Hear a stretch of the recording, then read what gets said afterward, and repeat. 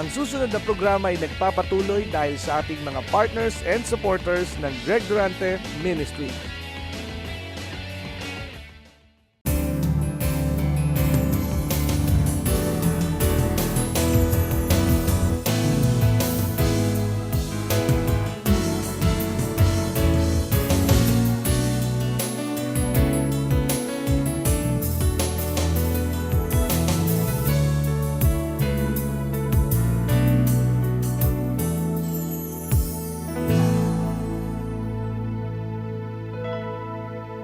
The center of the universe is the church. Ang paghihiwalay po ng sibilisasyon ay doon sa krus, sa Kalbaryo. Huwag mong kalilimutan that Jesus Christ is the only Savior. And the Holy Spirit is the one who will teach us day in, day out. Huwag po natin kalilimutan yan. It's not my reason.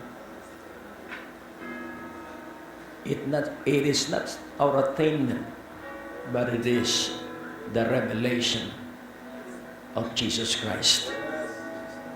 And that revelation comes in times of conflict, in times of impossibility, then revelation will flow. Because Jesus is the wisdom, the power, the sanctification, and the redemption of God. A fourfold completeness for any person who desires nothing but Jesus. The wisdom, the power, the sanctification, and the redemption. Siya ang karunungan, siya ang kapangyarihan, siya ang kabanalan, at siya ang katubusan. Wala kang talo. Amen? So maghawak-hawak kamay kayong magkakatabi. Oh, hallelujah. O Diyos sa aming Ama,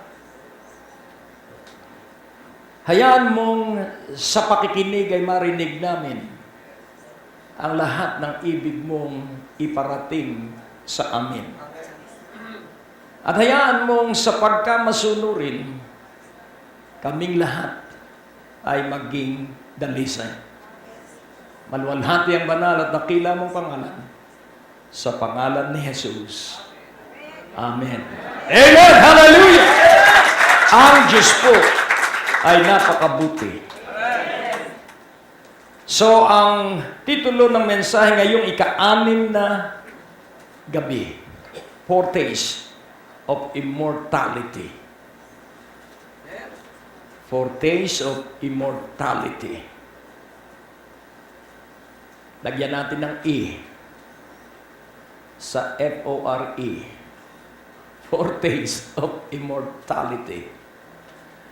So, ito po ay paglasa sa walang kamatayang buhay.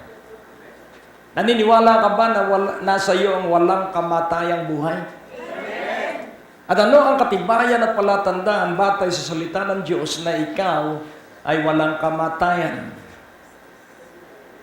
Yung mga tinaguri ng daigdig ng musika, walang kamatayang awitin o walang kamatayang tugtugin, ay patay nang matagal eh. Yung mga hinangaan ng maraming taon, ngayon nalimot na yun. Subalit, kapag nalasahan mo sa iyong pagtikim ang walang kamatayang buhay, ang unang-una, mawawala ang takot sa iyong puso at mawawala ang pangamba sa iyong isipan. At ikaw ay magkakaroon ng panatag na katauhan. At kung titingnan po natin, courage in our heart, bravery in our mind, and boldness in our will. Kailangan pong mabuhay tayong fearless. Walang kinatatakutan kundi ang Diyos. At paano ka magkakaroon ng lakas sa iyong puso? By believing the Word. Papaniwalaan mo ang salita ng Diyos na ito ay totoo kahit ano ang mangyari sa paligid, basta tumayo ka sa salita ng Diyos. So, courage in your heart. Bravery, ikaw ay magkakaroon ng mga balak na iyong gagawin. At kapag naiayos mo na ang mga takdang iyong gagawin, lumusog ka na. Sapagkat kasama nating lagi ang Diyos. Amen po ba? The proof of a true preacher of God is their character and their doctrine. So, ang katibayan po ng totoong mangangaral ng Diyos ay yung kanilang pamumuhay at pag-uugali at yung bunga ng kanilang itinuturo. Fruit of character and fruit of doctrine. Kailangan po na nagbabago ang mga nakikinig dun sa aral. At ang dahilan at sikreto ng pagtanggap ng tao ng katotohanan ang tanging lihim. At ito ang gawain ng bawat mananampalataya. This is the first and the only business of the church. Prayer. Prayer. So if you have a devotional life, if you are setting aside time to pray, then when you do ministry, you will just be picking up the result of your prayer. So ministry is gathering the result of prayer. So prayer is the first and essential thing that we have to do so that we can touch the heart of God. And the quality of our prayer is dependent on the quality of our giving time in reading the Word. Our mind is made up of two parts, conscious and unconscious.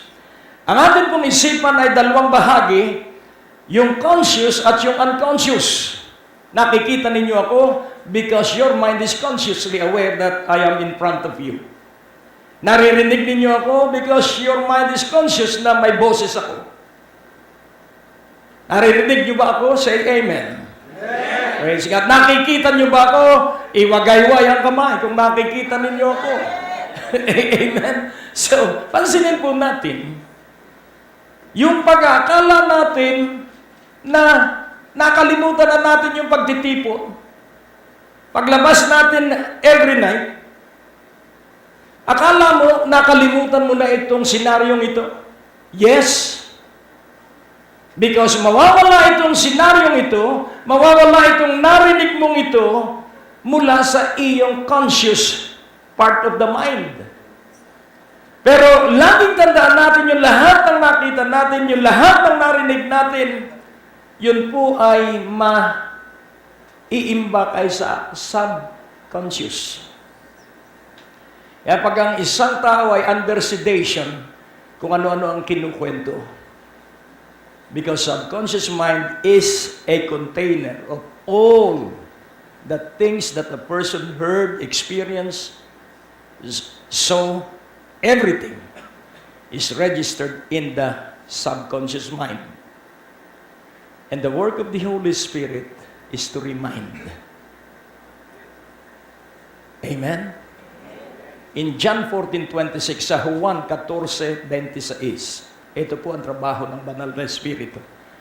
Kaya kailangan kaibiganin mo ang banal na Espiritu sapagkat ang totohanan umiibig lang kay Jesus. Hindi ako, hindi ikaw. Huwag kang magkakamali na sasabihin mo, ako lamang ang umiibig kay Jesus. Ang tanging umiibig kay Jesus Kristo ay ang banal na Espiritu. The only one who loved Jesus genuinely and truly is the Holy Spirit. And we don't have that ability to love Jesus the same way as the Holy Spirit loved Jesus. We cannot worship God acceptably. It is only the Spirit that will worship God through us. Hello? So we have to worship God in spirit and truth. So if we are to worship God in spirit and truth, we have to love God in spirit and in truth. So we need the Holy Spirit every day. Sa Romans 5:5, bago itong John 14:26, ipakikita ko lang po para hindi ka magmalaki, para hindi tayo magyabang, para hindi maging bloated ang ating ego. Kailangan maunawaan natin we cannot do not anything. Because it's not by might, it's not by intellect, it's not by intelligence, it's not by reason, it's by His Spirit, saith the Lord. Kaya ka buhay ngayon, kaya ka buhay ngayon because of the Holy Spirit. Kaya may pera ka ngayon, kaya maganda ang kasuotan mo ngayon because of the Holy Spirit. And hope make it not ashamed, because the love of God is shed abroad in our hearts by the Holy Ghost, which is given unto us. Who brought love in your life?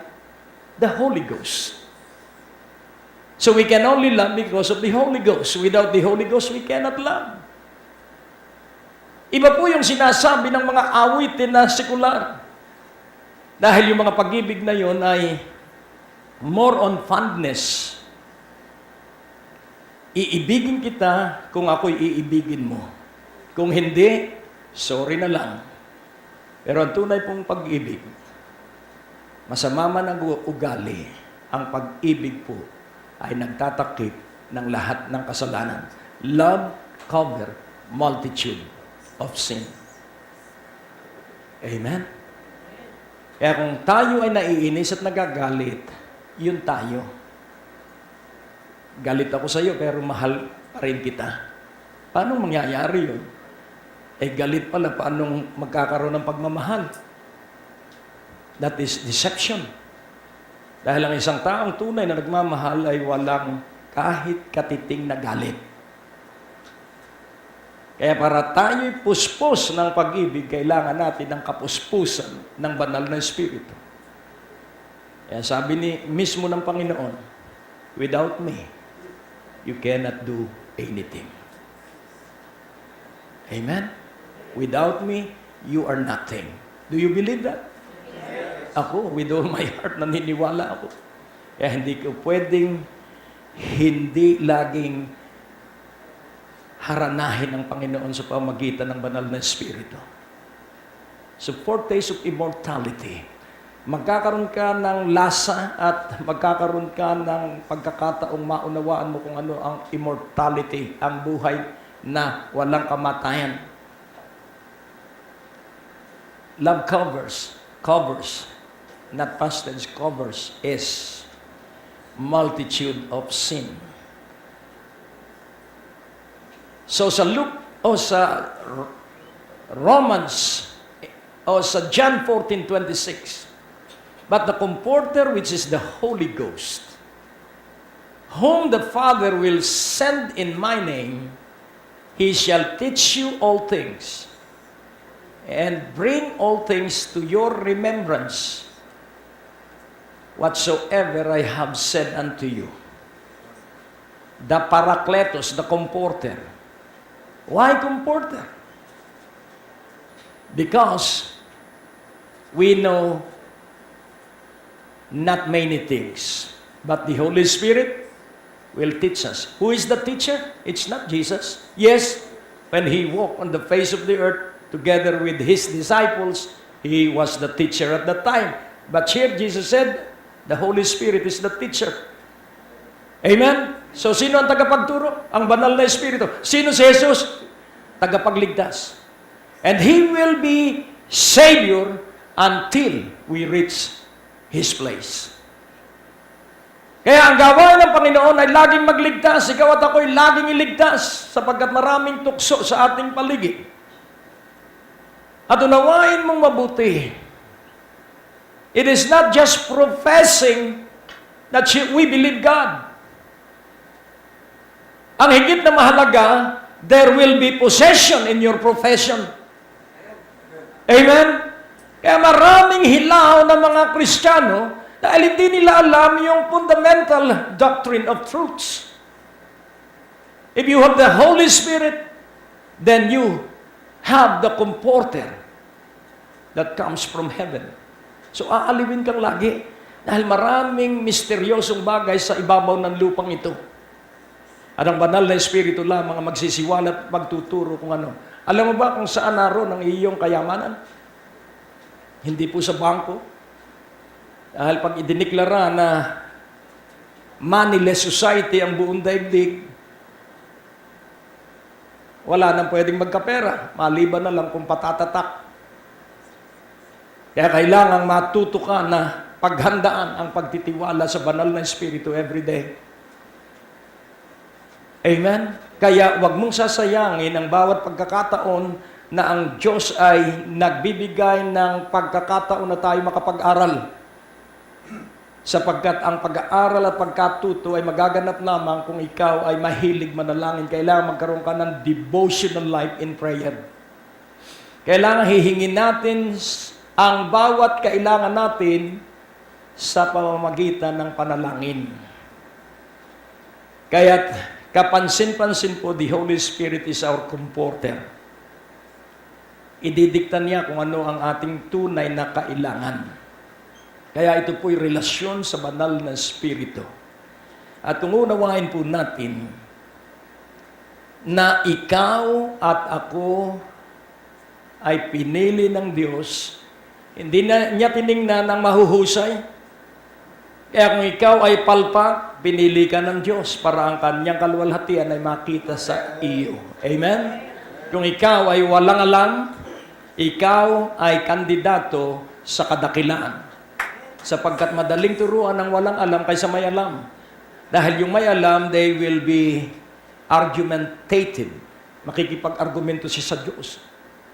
Paano ba naman mangyayari yan? Paano ba naman yung sukat nung arkong ginawa ni sino yung gumawa? Si Noah? Walang ibang karpintero kundi silang mag-anak. Pero ginawa at binuo yun for 120 years. At 120 years na nangaral si Noah, mag-isa. So siya ay naniwala sa Diyos.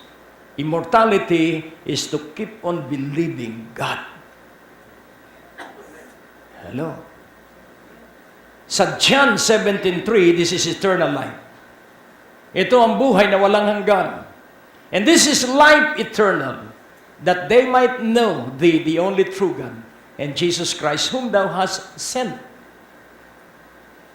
At ito ang buhay na walang hanggan, na malaman nila.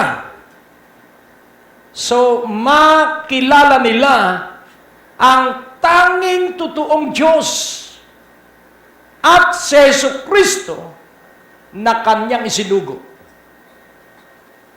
So, maliwanag po na ang araw-araw nating buhay ay paniniwala sa mag-ama.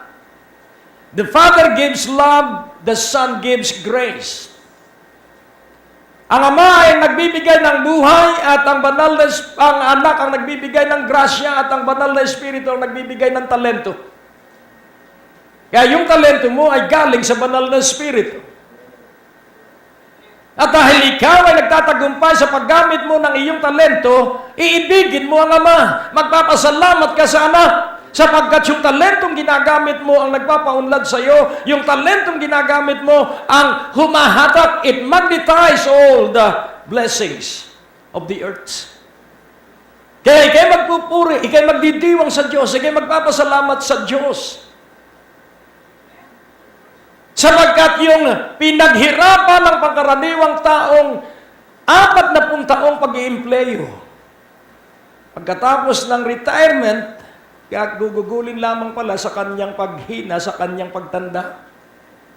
Subalit kung ikaw ay magiging masunurin sa Diyos, kahit pa tumpik-tumpik lang ang pagpapala mo, hindi ka maghahangad ng malaki sapagkat ang tapat sa maliit ay pagkakatiwalaan ng malaki. Hallelujah! So, ang dinidevelop sa atin ay contentment. At kapag ikay may kasiyahan, kahit na buhusan ka pa ng samlaksang pagpapala, tiyak ng Diyos na hindi ka mahihiwalay sa Kanya. Hallelujah! Kaya nga ating kilalaning mabuti ang katotohanan, ikaw at ako'y linikha ng Diyos at ang nagsimula ng mabuting gawa sa atin ay ang Diyos at siyang nagsimula ang tatapos nito. Kaya kung ibig mo ng kayamanan, magpakaalam ka kay Jesus. Yung 40 taon na pinagtrabahuhan ng isang taong hindi nagmahal kay Jesus, sa mga umiibig kay Jesus, kahit 26 na taon siyang maghintay, isang araw na pagpapala ay 100 taon ang katumbas. Kaya nais kong ipaunawa, magpakaalam ka sa Diyos. Huwag mo nang unawain kung paano ang pagpapala'y dadaloy sa iyo, sapagkat laging tandaan mo, wisdom and money work the same way. Wisdom is a defense. Money is a defense. And you cannot have money without wisdom. Hello? Kaya may pera kang pamasahe papunta sa gawain at may pang-offering because you have wisdom. Sa Colossians chapter 3, verse 1, kaya nais kong inyong isa puso ito.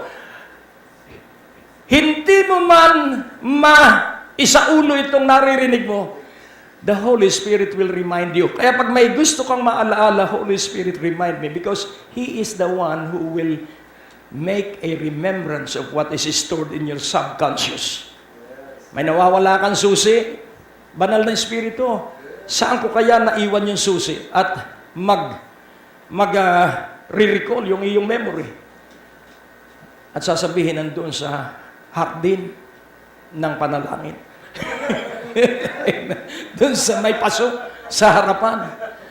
So, if you then be risen with Christ, seek those things which are above, where Christ seated on the right hand of God. There is a clear proof, a vivid evidence of those who are alive with Christ. So if you are alive in Christ, then you are seeking those things which are above. Ang hinahanap mo ay mga bagay na nasa langit. At bakit mo hahanapin ang mga bagay na nasa langit? Dahil walang isa man sa ating mahirap. Dahil tayo'y anak ng kataas-taasang Diyos na may likha at lalang ng langit at lupa. Tayo ay anak ng kataas-taasang Diyos na Ama na Siya ang may-ari ng lahat ng Kanyang likha. Kaya hahanapin mo ay sa langit, sa halip na ikay tumungo, dahil baka ikay mahilo. Tumingala ka at ikaw ay gaganda ang blood pressure. Mas maganda ang nakatingala kaysa nakatungo. Grabe po ang blood pressure pag nakatungo. Pero pag nakatingala ka, hindi mangangalay ang iyong liig, sapagkat ito'y tutukuran ng anghel. Kaya nga, nung makipaglaban si Moses, ano ang kanyang sandata lamang? Itaas lamang niya ang kanyang mga bisig. And the hand of God worked through Moses. Ang sabi ni Nehemiah, the hand of God made this success for me. Si Ezra ay nagsabi rin, it is the hand of God that helped me. So when you raise up, when your hands are upraised, you are letting God to work through you. And you are allowing God to fight the battles for you. Magugulat ka. Dahil yung kaaway mong galit na galit sa iyo ay lalapit sa iyo at iiyak na may dala ng pasalubong na paborito mo. Nagsisisi at humihingi ng tawad. Why? Because you love them, though they are rude toward you. Ibigin mo lang po sila. Kulang lang sila sa pansin. If you then be risen with Christ, seek those things which are above, where Christ seated on the right hand of God. So sino raw ang hahanapin natin? Kung tayo ay talagang buhay na kasama ni Kristo. And then, verse 2, set your affection. So, seek, set. Set your affection on things above, not on things on the earth. Tingnan po natin yung root word na affect. Kaya pag umulan dito, mababasa tayong lahat. We shall be all drenched by the rain. Mababasa po tayo ng ulan. We will be affected by the rain, lalo na kung wala tayong payong. So set your affection on things above. So if your emotion, if your feeling is always magnetized to God, and the first evidence that ng magnetizing of your emotion, ang naging takbuhan mo pag ikay may problema, hindi mo agad pinaplano kung anong gagawin mo sa problema, dahil sa isang tabi muna yun, hanapin muna natin kung ano ang gusto ng Diyos na ating matutunan. Your commitment to your purpose will be the key thing for your success. Huwag kang aalis doon sa iyong layunin na ibinigay sa iyo ng Diyos. Ang layunin ng Diyos sa iyo, makita ang Diyos sa iyo, makita si Jesucristo sa iyo. So remain steadfast in that purpose. Ang natapos na palatuntunan ay nagpapatuloy dahil sa inyong mga pinansyal na kaloob na ibinibigay sa Greg Durante Ministries. Nung marinig ko kanina sa YouTube si Benny Hinn, na talagang kailangang iyong aminin kung ano talaga ang iyong kalagayan sa buhay. At inamin niya na ang kanyang utang ay 2.5 million US dollars. Yun po ay sa praise-a-thon ng TBN. Eh kung nagkaroon po ako ng lakas ng loob at hamon, kung titingnan po ninyo ako, relax, maaliwalas lagi ang mukha. Pero yung hindi ninyo alam, pumapailan lang ang mga programa sa radyo, telebisyon, TBN, Asia, EBN, mas matindi po ang gastos ng EBN, at ang Zoe Light TV. Tayo po ang isa sa maraming palatuntunan sa telebisyon. Pero ang hindi ninyo alam at nais kong inyong malaman para madala ninyo sa panalangin, at tiyak kong kayo'y pasasaganain ng Diyos. Ang pagkakautang po ng ministeryo, hindi po sa akin personally, wala po ako. 5,159,000. Yun po yung current na total na aking mga bayaran. Hello? Kaya niyong mabuhay na walang stress? Manalig ka sa Diyos. Amen? Cross over and possess the land. Doon po sa amount na yun, sa 5,159,000, yung lahat po ng verses na iniutos sa akin ng banal na Espiritu, bumagsak po yun sa Deuteronomy 9:1. At ang sabi niya, ito ang iyong gagawin, at nagsunod-sunod na po ang kapahayagan, prophecy. Prepare the road and clear the way. Tingnan natin sandali ang Deuteronomy 9:1. Nais kong inyo pong maunawaan yan. Kapag ang ministeryo ay naging debt-free, pansinin po natin, sabay-sabay po yan, bukod po doon sa Prayer Mountain, yung rehabilitation ito.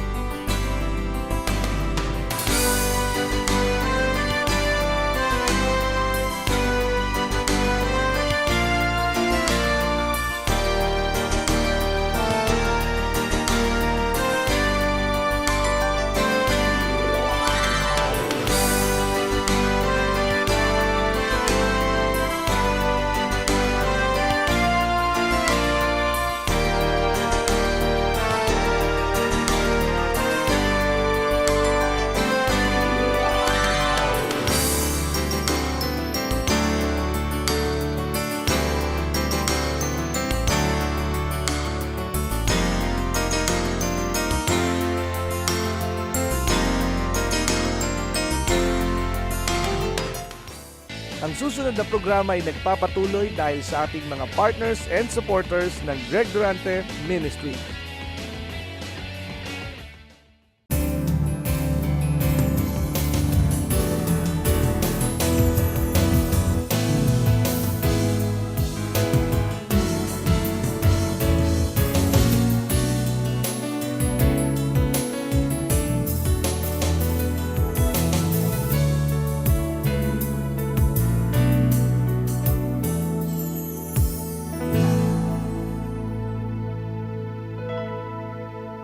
At makikita mo, magugulat ka.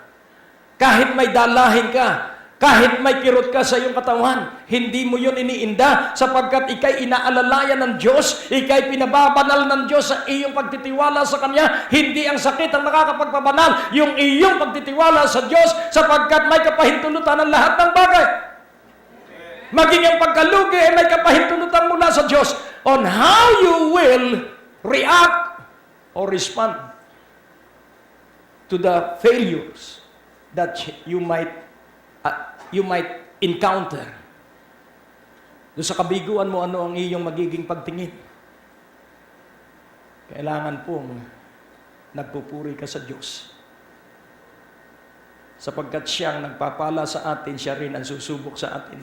Hindi po si Satanas, ang Diyos po ang sumusubok sa atin. Si Satanas ay hindi ikinulong, hindi para maging sikat. Hello, huwag mong pasisikatin si Satanas dahil siya ay talunan. Siya ay tapakan mo lang. Kaya laging isipan mo ay dapat nakatuon sa Diyos dahil kung kay Satanas nakatuon ang iyong isipan, Satan will be magnified. Huwag na huwag mong gagawin yun. E anuman ang iyong kalagayan sa buhay, sa Psalm 70 verse 4, ano po ang sabi ron? Let all those that seek thee rejoice and be glad in thee. And let such as love thy salvation say continually, let God be magnified. Hallelujah. Amen. So ano rin sasabihin mong tuloy-tuloy araw-araw, let God be magnified. Ano man ang nangyayari sa iyo, let God be magnified. Ano po ang magnified? Alam niyo ang microscope? Ang microscope po minamagnify yung maliit na bagay, depende sa adjustment po doon sa lens. So to magnify is to make something small big through the lenses of the microscope. Kaya kung ikay tutuon sa maliit mong pagpapala kahit sa 10 piso, kahit piso yung napulot ko, ako'y nagdidiwang sa Diyos. Sapagkat hindi lahat ng araw makakapulot ka ng piso. At pag nakita ng Diyos na ikay nagpupuri sa piso, gagawin niyang 1,000 yung susunod na mapupulot mo. So it is always saying, let God be magnified. Hindi ang iyong hanap buhay ang sisiguro sa iyong kinabukasan. Hindi rin ang atensyon ang sisiguro sa iyong buhay. Diyos lamang ang makapagbibigay ng kasiguruhan at katiyakan because He is the best provider. Oh, purihin ang Panginoon. Sabihin mo, purihin ang Panginoon. Purihin ang Panginoon. Let God be magnified. Hallelujah. So, isinyer ko sa inyo yung 200,000 nung nakaraang Webes. At kanina, ang dami na namang kagastusan pagkagising ko ng umaga. Dahil tuloy-tuloy po ang gastos basta broadcast. Tuloy-tuloy. Amen. At ako ay pumunta sa kwarto at ako'y lumuha. Sabi ko, Diyos ko, huwag mo pong ikagagalit, pero pagod na po ako sa bayaran. Ang lalaki po ng babayaran ko, pag lumuha ako. Si 16,000 po ang pera ko. Alam nyo, dumating si Brother Kenneth. Daddy, halika. Sabi, bakit? Tingnan mo. May naghulog ng 100,000 na isang tao. Ang sabi ng asawa ko, damihan mo na ang luha mo. Ilang patak na luha lang. Ang Diyos, napakabait talaga. Nakukuha niyo po. Kaya, ang lumuha ka lang pala, Pastor Carlos. Amen. Oh, purihin ang Panginoon. At sa Psalms 40 verse 16, ang Diyos po napakabuti. Amen. Let all those that seek thee, inulit. Let all those that seek thee rejoice and be glad in thee. Let such as love thy salvation say continually, the Lord be magnified. Hallelujah. Ang Diyos mo ay napakabuti. mabuti, wala po siyang katulad, at ikaw lamang ay magtiyaga, magtiis ka lamang sa pananalig, pagtitiwala, at kahit na ikay pinagtatawanan, kahit na mukha kang kahiya-hiya ngayon dahil baong ka sa utang, huwag mong ikahiyayan, sapagkat ang mahalaga, may nagpautang sa iyo na nagtiwala sa iyo. Yung iba ay walang nagpapautang, iniiwasan sila nung mayroong pera. Sapagkat alam nila na walang pangarap. Magpapautang ka ba sa isang taong walang pangarap? Hindi. Magpapautang kayo doon sa taong may pangarap na nagsisikap. Amen? At pag natutunan mo ang mga aralin ng Panginoon, you must learn the technique in each area of your life. Meron pong paraan. Amen? So magdiwang ka kahit ano ang nangyayari, kahit negatibo yan, magdiwang ka muna at magigiyang positibo dahil papalitan ng Diyos ng kakaibang karunungan. Amen? O, purihin ng Panginoon. Kaya nga po, kung kayo lamang ay magpapakaalab sa Diyos, lumuha ka kahit tatatlong patak.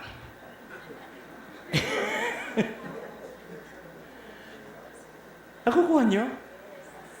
Bago ang gawain, papunta pa lang akong CR, may nag-abot na agad sa akin ng 13,000. At pagkaapo ko rito, may nag-abot na agad sa akin ng 26,000. Kaunting patak lang ng luha. Pag naalaala ko uli ang sinabi ng aking asawa, damihan mo na ang luha mo. At yun po ay napakalaking encouragement at hamon sa akin. Sa puro totoo po, ang marami kong malalaking himala ay kapag ako'y umiyak. Hello? Kung iisa-isahin ko yung mga panahon na ako'y lumuha, buhay po ang idinulot ng aking mga pagluha. Tingnan mo po ang pagluha. Halimbawa, sumisikip ang iyong dibdib, umiyak ka sa Diyos. Sabihin mo, Panginoon, hindi kita masasamba sa Memorial Park. Dahil ang lahat ng naroon ay walang pakiramdam. Nakukuha niyo? Walang emosyon. Wag po muna. Nakukuha niyo? Nagpapakiusapan po ang Diyos. Amen? Katulad ng ipinangaral ng kaibigan kong pastor, ako'y nagulantang doon sa kanyang sharing. At ang sabi ng kanyang halimbawa na ang mga tao ay manalig at magtiwala lamang sa Diyos. At ang Diyos ay siya'y pagpapalain. At ang sabi ng isang pilosopo, hindi totoo yan. Ikaw nga, hindi pinagpapala eh. At itinuro pa ng mga ngaral na kailangan wala ka ng kasalanan. At ang sabi niya, bakit? Ikaw, pastor, wala ka na bang kasalanan? At hindi siya sumasagot. Sapagkat walang sino mang hindi nagkakasala. Hindi makasalanan, pero nakagagawa pa rin ng kasalanan, pero hindi mortal. So nawawala ang bawat kasalanan sa tuwing hihingi ng tawad ang isang nagkasala. Amen. At kaya yung iba ay walang pakiramdam sa kahalagahan ng Diyos at ng kanyang salita dahil patay ang kanilang espiritu. Ikaw po ba? Ikaw po ba kapag kaharap mo ang patay at pinuri mo yung patay, babangon ba siya at makikipag-shake hands? Hindi po. Kaya nga, ikay buhay, kailangan ikaw ay nagpupuri at nagpapasalamat. Ikay buhay, kaya pag sinabi kong ikay pinagpala, ikaw ay nag-amen at pumapalapak. Bakit? Ikaw ay may pakiramdam dahil ikaw ay buhay. Oh, ang Diyos po ay napakabuti. Amen. Kaya nga, ang sabi po ng Colossians 3 verse 3, gusto mong maging mayaman? For you are dead and your life is hid with Christ in God. Glory. So patay ka na, patay na ako. At ang aking buhay, ang iyong buhay ay nakatago kay Kristo sa Diyos. Christ in God. At sabi ng Colossians 2:3, ano po ang sabi? in whom are hid all the treasures of wisdom and knowledge. Kanino raw naroroon ang all wisdom, all treasures of wisdom and knowledge? In Jesus Christ! So if you have Jesus Christ, you will have all the wisdom and the knowledge. At ikaw ay magiging kakaiba ang tagumpay. Kaya baguhin mo ang sistema ng iyong paniniwala. Baguhin mo ang sistema ng iyong mga hangarin. Sapagkat laging tatandaan mo, hindi ikaw, hindi ako, hindi tayo. Sa Matthew chapter 5. Laging tandaan po natin sa verse 11. Blessed are you when men shall revile you and persecute you and shall say all manner of evil against you falsely for my sake. Tatlong salita na tayo'y uusigin dahil tayo nagpapakita ng ating pananampalataya at pag-ibig kay Hesus Kristo, kaya tayo uusigin alang-alang at para kay Jesus. Amen po ba? Nais kong inyong maunawaan ito. At ang sabi po ng Romans chapter 8, verse 18. For I reckon that the sufferings of this present time are not worthy to be compared with the glory which shall be revealed in us. Saan daw po magsisimula ang revelation? Not outside. Revelation will start inside you. Hallelujah. So for I reckon that the sufferings of this present, so aking nalalaman at nauunawa na yung mga tiisin ko sa panahong ito, sa oras na ito, ay hindi pwedeng itulad doon sa kaluwalhatian. Kailan mo makikita ang kaluwalhatian? Hindi pag ikay patay na. Kailan makikita ang kaluwalhatian? Sa iyong puso. It will be revealed. Amen po ba? Verse 19. For the earnest expectation of the creature waited for the manifestation of the sons of God. Yung iyong mga kamag-anak ay kailangan magkaroon ng outside revelation.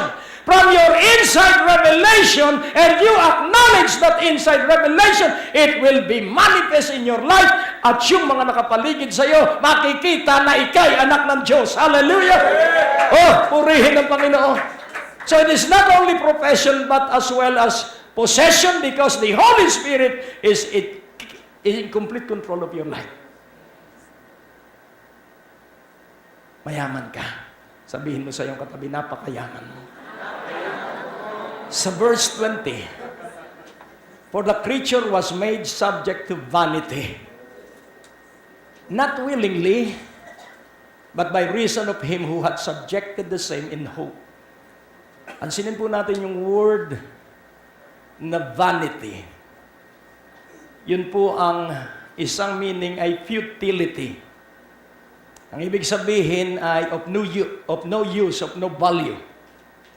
So, ang lahat ng likha ay walang kwenta.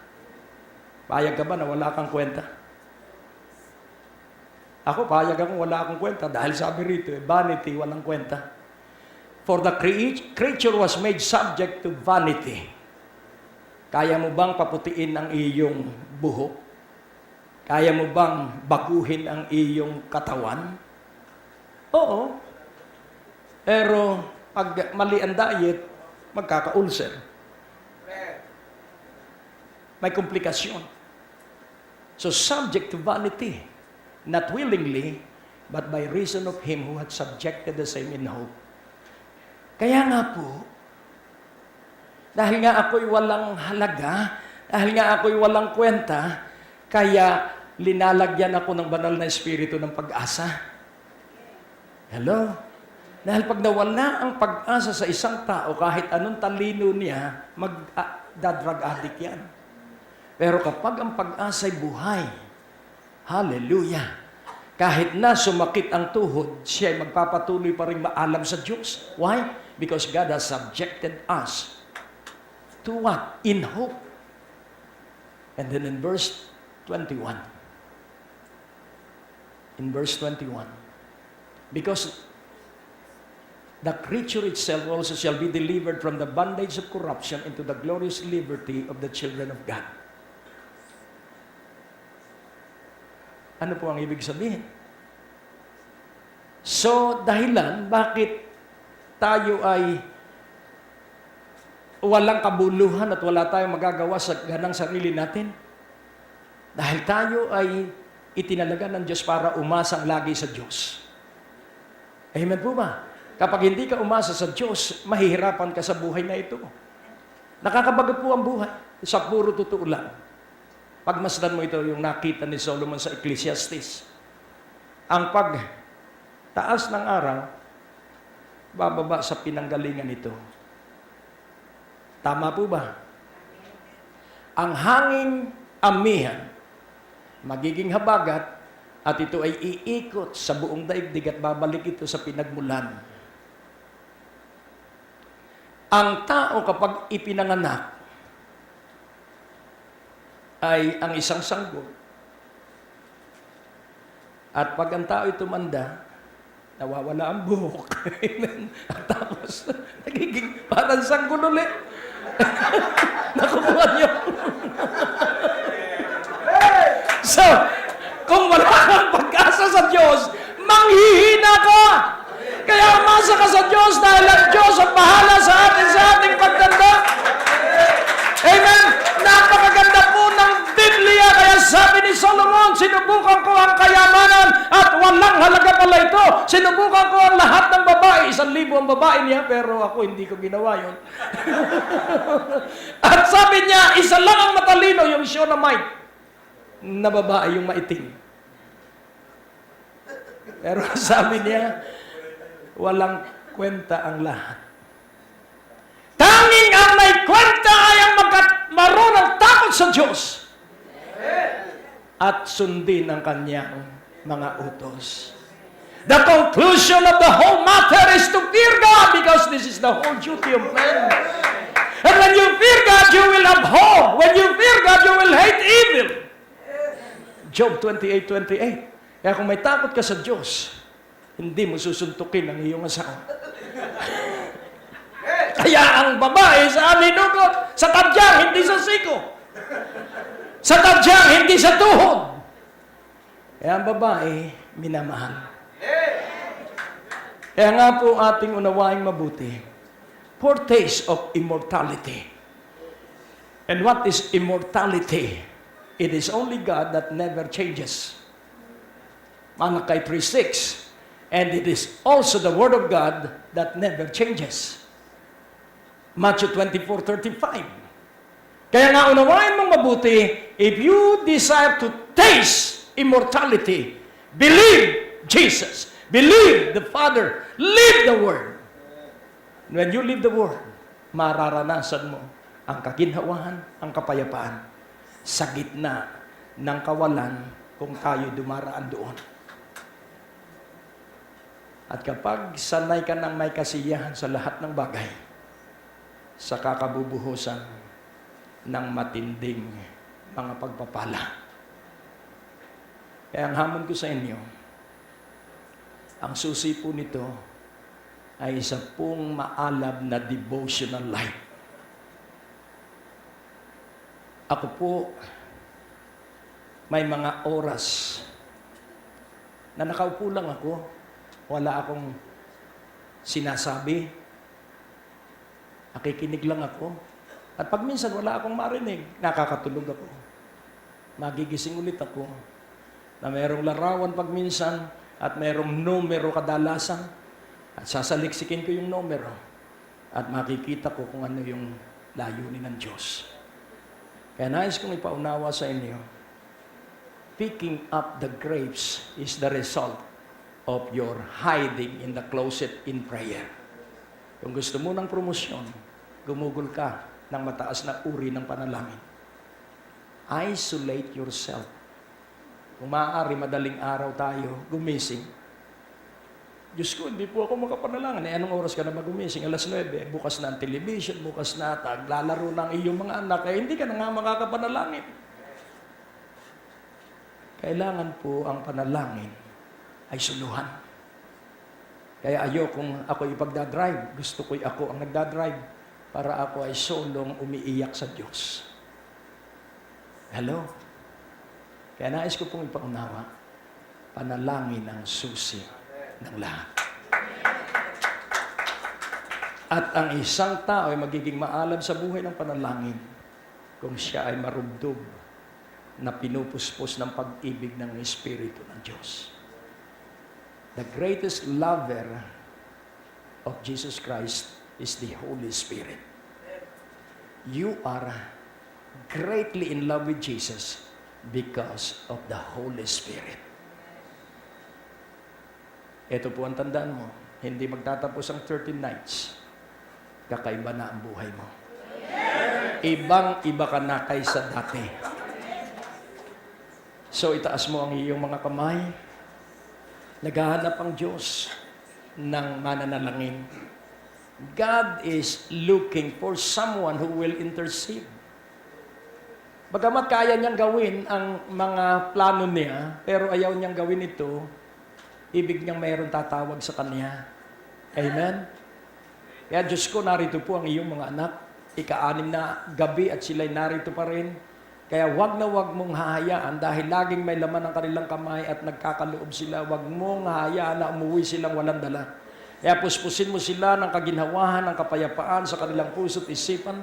At aking pinapahayag sa makapangyarihang pangalan ni Jesus na itong mga anak mong ito ang magiging end-time financier of the end-time gospel. Kaya itong mga kamay na ito ay hindi magkukulang at ito ay yayaman at lalago at ang lahat ng kanilang hawakan ay magtatagumpay sapagkat sila ay may buhay ng isang panalangin na laging lumuluhod, laging lumuluhog, laging lumuluha sa iyong harapan. Kaya maganap at mangyari ang bunga ng kanilang buhay ng panalangin at sila ay mapagpala ng todo. Walang tigil, tuloy na biyaya pagpapala ang gawin mo sa iyong mga anak at pamilya at kanilang hanap buhay sa makapangyarihang pangalan ni Jesus. At ang lahat ng naniwala ay sumigaw ng amen. Praise God. Ang ibig ko sabihin, hinipo ka ng Diyos sa katotohanan ng iyong narinig. Ang natapos na palatuntunan ay nagpapatuloy dahil sa inyong mga pinansyal na kaloob na ibinibigay sa Greg Durante Ministries. Nakagagalak at nakakatuwa na maalaala ang kagandahan ng Diyos. Sapagkat ang sama-sama nating pagkakaisa at pagkakasundo ang siyang dahilan ng tagumpay ng gawain upang ang Prayer Mountain at ang Prayer and Worship Building ay ating maitayo. At kita natin sa screen ang larawan na naabot na natin sa ating construction. At ito ay muling nangangailangan pa ng karagdagang salapi upang ito ay ating matapos. Kaya ang hamon ko, magkaloob ang bawat isa.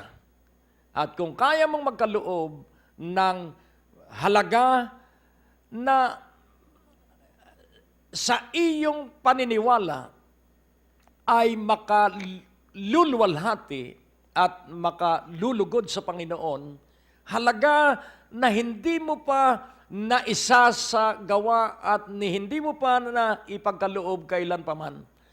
Kaya sa makapangyarihang pangalan ni Jesus, ako ay dudulog sa Diyos upang sa iyong pagtanggap ng hamon ay makakilos at makagawa ang Diyos sa iyo at maranasan mo ang walang ubos na biyaya. O Diyos, lahat ng sumusubaybay sa palatuntunang ito ay may bukas na puso at bukas na isipan at ang bukas na langit ay nararanasan nila sa araw-araw. At hayaan mo na sa bukas nilang palad, dumaloy ang libo-libong salapi para makumpleto ang gusali na dalanginan. Sa makapangyarihang pangalan ni Jesus, bless them, prosper them, at maranasan nila ang kaginhawahan at kapayapaan sa pangalan ni Jesus. Amen. Nung marinig ko kanina sa YouTube si Benny Hinn, na talagang kailangang iyong aminin kung ano talaga ang iyong kalagayan sa buhay. At inamin niya na ang kanyang utang ay 2.5 $2.5 million. Yun po ay sa praise-a-thon ng TBN. Eh kung nagkaroon po ako ng lakas ng loob at hamon, kung titingnan po ninyo ako, relax, maaliwalas lagi ang mukha. Pero yung hindi ninyo alam, pumapailan lang ang mga programa sa radyo, telebisyon, TBN, Asia, EBN, mas matindi po ang gastos ng EBN, at ang Zoe Light TV. Tayo po ang isa sa maraming palatuntunan sa telebisyon. Pero ang hindi ninyo alam at nais kong inyong malaman para madala ninyo sa panalangin at tiyak kong kayo'y pasasaganain ng Diyos. Ang pagkakautang po ng ministeryo, hindi po sa akin personally, wala po ako. 5,159,000.